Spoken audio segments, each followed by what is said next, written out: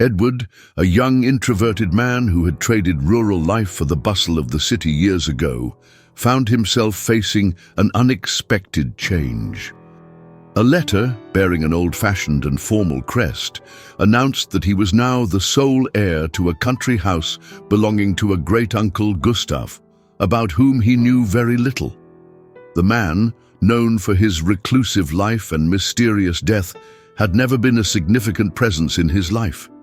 Driven by a mix of curiosity and a need for change, Edward drove to the property, located in a forgotten valley shrouded in mist, where nature seemed to have stopped in time, preserving the old but strangely well-maintained building. Upon arrival, he was greeted by a lawyer who handed him the keys and a posthumous letter from Gustav. The great-uncle's words were clear and carried a serious and warning tone. "You have the right to the house, but never, under any circumstances, enter the locked room at the end of the hallway. Respect this, and it will be a home. Break this rule, and you will pay the price." The warning was bizarre but intriguing. Edward promised himself he would respect the condition, although something about that locked door at the end of the corridor deeply disturbed him, as if an invisible force was urging him to discover the secrets it held. In the first few days, Edward explored every corner of the house, except the forbidden one. He observed the family portraits, the period furniture, and the objects that seemed to have their own stories whispered by the wind that infiltrated through the cracks of the old windows.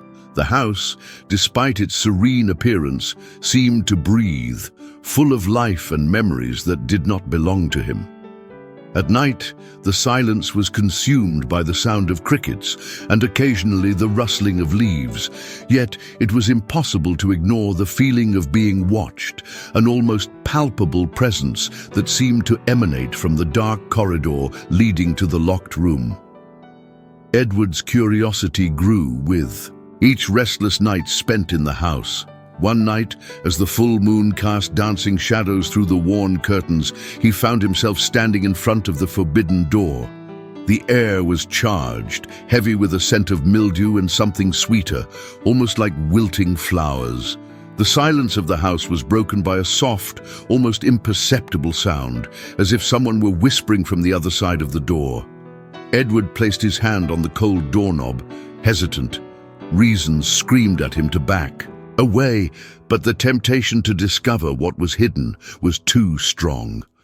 As the days passed, the atmosphere of the house became increasingly oppressive, almost as if the walls were closing in on him. The sound of whispers became more frequent, and objects began to move inexplicably. Edward felt increasingly isolated from the outside world, trapped in a web of ancient mysteries and unheeded warnings. He knew he shouldn't, but each moment that passed increased his resolve to open that door, to unravel the mystery that consumed him. After all, how long could he ignore the call of what seemed inevitably intertwined with his destiny? During his first night at the house, Edward thought the silence and solitude would grant him a peaceful sleep, far from the city's clamor. However, as the clock struck deep into the night, an unsettling sequence of sounds roused him from his slumber. Footsteps, slow and deliberate, echoed down the hallway, seeming to draw nearer with each passing second. He rose and opened his bedroom door, peering into the dimly lit corridor. No one was there, yet the footsteps continued, unfazed by his presence. Most unnervingly, the locked room at the end seemed to pulse with life, its doorknob quivering as if gripped by an unseen hand, accompanied by whispers that sounded almost childlike, emanating from within. Edward tried to dismiss these nocturnal disturbances as products of his imagination, fueled by exhaustion and the eerie stories tied to the house. Yet, each night that followed proved increasingly disturbing. The whispers evolved, growing clearer, now calling out his name in a chilling, sing-song manner. Objects began to shift positions on their own, and a pungent aroma of wilted flowers permeated the air whenever he neared the forbidden room's door. This persistent sensory assault began to fray his nerves, making each night an ordeal of anticipation and fear. Compelled by a mix of dread and determination, Edward spent the days that followed seeking rational explanations for the nocturnal phenomena. He examined every inch of the old house, from the creaky floorboards to the ancient plumbing, hoping to attribute the sounds and movements to the benign workings of decay. Despite his efforts, the rational explanations fell short, and the nocturnal activities only intensified, as if mocking his attempts to deny their supernatural origins. One particularly stormy night, as the wind howled and rain battered against the window panes, the disturbances reached a crescendo. The footsteps sounded like a procession of unseen entities marching relentlessly through the hallway. Edward, unable to bear another moment of ignorance, stationed himself outside the locked room, determined to confront whatever lay beyond the door. As he stood there, the temperature dropped sharply, and the faint whispers coalesced into a discernible plea, beckoning him to break the seal that his great-uncle had so fervently warned him about. Despite his resolve to adhere to Gustav's warning, Edward's resolve waned as the nightly disturbances eroded his sense of reality. The constant sensory overload, the chilling whispers, the inexplicable coldness, the shifting shadows, all seemed to be emanating from behind that locked door. Tormented by sleeplessness and an escalating fear that something within the house desired his attention, he found himself hand on the doorknob, trembling with a mix of fear and anticipation. The boundary between caution and curiosity blurred as Edward contemplated the forbidden, possibly standing on the brink of uncovering truths that might have been better left undisturbed. While rummaging through the attic for items to sell, Edward stumbled upon a dusty old chest tucked away under a cobwebbed eave. Inside, he found a diary, the handwriting unmistakably that of his mother, whom he had always believed died in childbirth. As he flipped through the weathered pages, a disturbing secret unfolded before him. His mother had lived in this very house, a fact she had never spoken of. The diary contained entries about a twin brother named Elias, who had been confined to the locked room from a young age due to dangerous behavior and bizarre rituals. She wrote hauntingly, "He was my inverted mirror. Where there was love in me, there was hatred in him. Father used to say he was born with something wrong, something not of this world." This revelation shook Edward to his core, prompting him to question everything he knew about his family and himself. The diary detailed how his mother struggled with the family secret, tormented by the fate of her other son, whom she could neither help nor visit. Each entry was filled with her anguish and guilt, painting a picture of a divided family, torn apart not just by secrecy, but by something far more sinister and inexplicable. Edward felt a chill run down his spine as he read his mother's words, describing eerie incidents and inexplicable noises that seemed all too familiar with what he was experiencing now. As he continued to read, the entries grew more desperate and fearful. His mother's tone shifted from sorrow to fear, detailing nights filled with screams from the locked room and days filled with dread of what her other son might truly be capable of. She often pondered if the family curse would ever end, or if the horror would continue with future generations.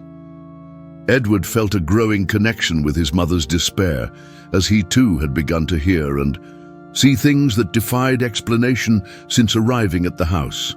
In one of the last entries, his mother expressed a terrifying suspicion that would forever alter Edward's perception of his lineage. She speculated that the abnormality in Elias might not be merely psychological, but perhaps something paranormal, a malevolent force that had latched onto him since birth. This idea terrified her, as she realized that whatever haunted Elias could potentially reach out beyond the locked room. The diary ended abruptly with a final scribbled warning that chilled Edward to his bone. "If you ever find this, leave this place. Some truths are too dark to face."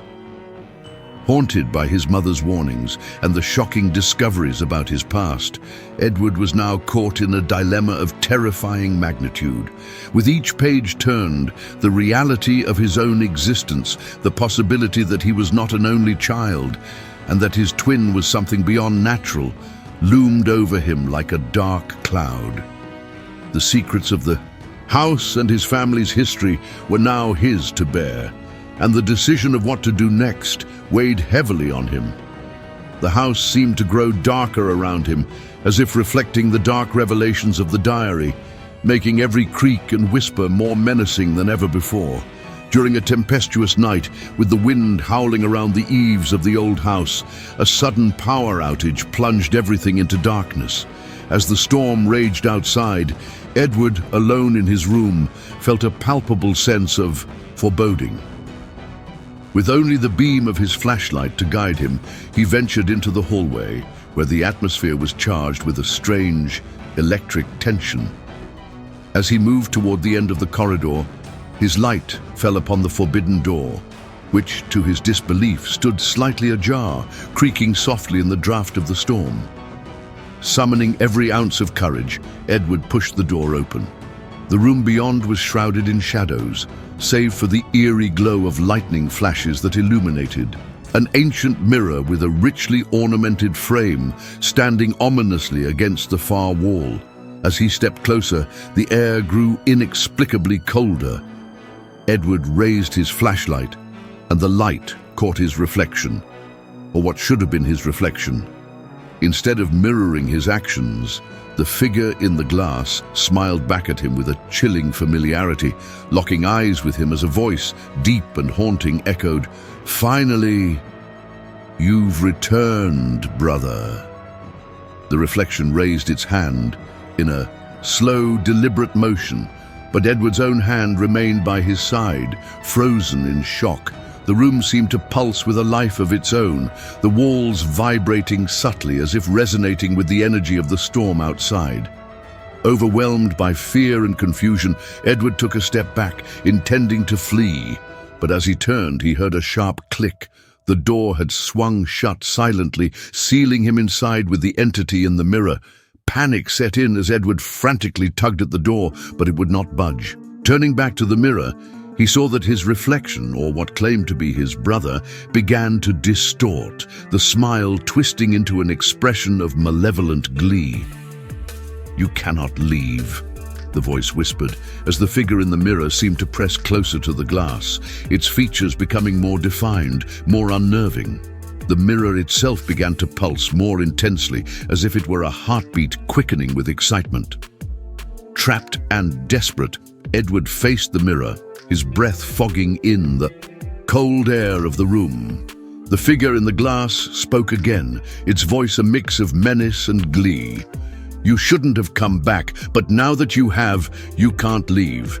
We have much to catch up on, brother." As the words hung in the air, the mirror's surface rippled like the surface of a disturbed pond, and Edward, caught between disbelief and terror, realized that whatever semblance of reality he thought he knew was being shattered. The boundary between his world and the one in the mirror was dissolving, and with it, his hopes of escape.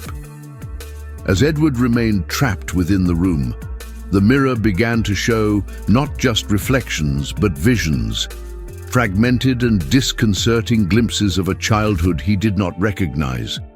There, in the silvery glass, he saw images of himself with another mother, being called by another name, all accompanied by a sinister laughter that chilled him to the bone.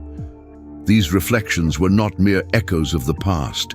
They twisted and turned, presenting distorted versions of himself, some weeping, some covered in blood, others grinning with a sadistic joy that was utterly foreign to him. The reflection began to speak, its voice a calm, manipulative whisper that seemed to echo around the enclosed space. It told him that the real Edward had been locked away in this very room years ago, and that he, the Edward walking free, was nothing but a fabricated identity, an imposter who had unwittingly taken his place. The room and the house seemed to pulse with life, the walls subtly shifting as if breathing, blurring the line between reality and nightmare. Edward struggled to grasp at his own sanity, questioning whether he was dreaming, dead, or spiraling into madness. As the storm outside reached its crescendo, the atmosphere in the room thickened with an impending sense of change. The reflection's eyes locked onto Edward's with an intensity that seemed to pull at the very fabric of his being. It began to coax him, urging him to accept the truth of his existence and to surrender to the destiny that had been chosen for him long ago. With each word, the mirror's surface rippled more violently, as if it were a barrier thinning between two realms, ready to break at any moment. In an instant of surreal calm amidst the chaos, the unthinkable occurred, their roles reversed. Edward watched, helpless, as his mirror image stepped out of the glass with a confident stride, crossing the threshold into the room. The reflection, now free, turned to give him one last knowing smile before walking out of the room, leaving Edward to face the mirrored prison alone. The door clicked shut with an ominous finality, and Edward found himself on the other side of the glass, now looking out from within. Staring out from the mirror, Edward was forced to confront a new reality where he was the reflection trapped in the glass, watching helplessly as his doppelganger took over his life. The realization that he was now the one imprisoned, a specter in the mirrored world he had tried so hard to understand, was crushing. His thoughts raced as he watched his other self blend seamlessly into his life, leaving him to ponder the blurred lines between his true identity and the one fabricated by forces beyond his understanding. The room around him felt alive, the walls whispering secrets of the past, as he settled into his new existence, forever a spectator through the looking glass. Days after the chilling exchange, a man who resembled Edward returned to the city. His demeanor had shifted dramatically. He wore a constant, unsettling smile and exuded a newfound confidence that seemed out of character. Friends and acquaintances noted a strange air about him, a sort of eerie serenity that didn't quite match the Edward they knew. Without lingering in the city for long, he quickly handled the sale of the remote house, disposing of it with an urgency that raised eyebrows among those who knew of the family property. Just as swiftly as he had returned, he vanished without leaving any trace or forwarding address, leaving his past seemingly behind. Meanwhile, back at the now abandoned house, the true Edward remained trapped within the mirror in the locked room. His reflections were frantic and distorted, his fists pounding against the glass and his voice screaming for help. But the thick walls of the old house muffled his cries, rendering them unheard. The once vibrant home now stood silent and brooding, holding its captive behind the cold reflection, with no one to witness the desperation that unfolded within. As time passed, the house began to deteriorate under the weight of neglect, its secrets buried within the encroaching overgrowth. Eventually, it caught the eye of a new owner, drawn by the lure of its isolation and the whispers of its low price. Upon moving in, the new resident discovered the dusty diary in the attic. The pages, filled with the anguished writings of Edward's mother, told of dark family secrets and the mysterious room. Curiosity piqued, the new owner felt a chill as faint whispers seemed to float down from the hallway where the locked room beckoned. Tentatively, the new resident approached the locked room, the diary's warnings echoing in their mind. The door, once again firmly shut, seemed to pulse with a quiet intensity. As they read the final entry in the diary, a cold realization washed over them. If you are reading this, it is because he managed to get out. "Do not open the mirror. He is watching." The words hung heavily in the air, a stark warning of the unnatural balance that had been disturbed within these walls. The story closes with the new resident standing hesitantly in front of the locked room, the diary clutched tightly in their hands. The whispers grow louder, almost pleading, as a shadow seems to flicker within the thin crack beneath the door. The tension is palpable, a mix of fear and intrigue battling within the heart of the new owner. Whether to heed the warning or unlock the door and face the entity that was once Edward remains a haunting choice, leaving the tale on a precipice of unresolved terror and intrigue.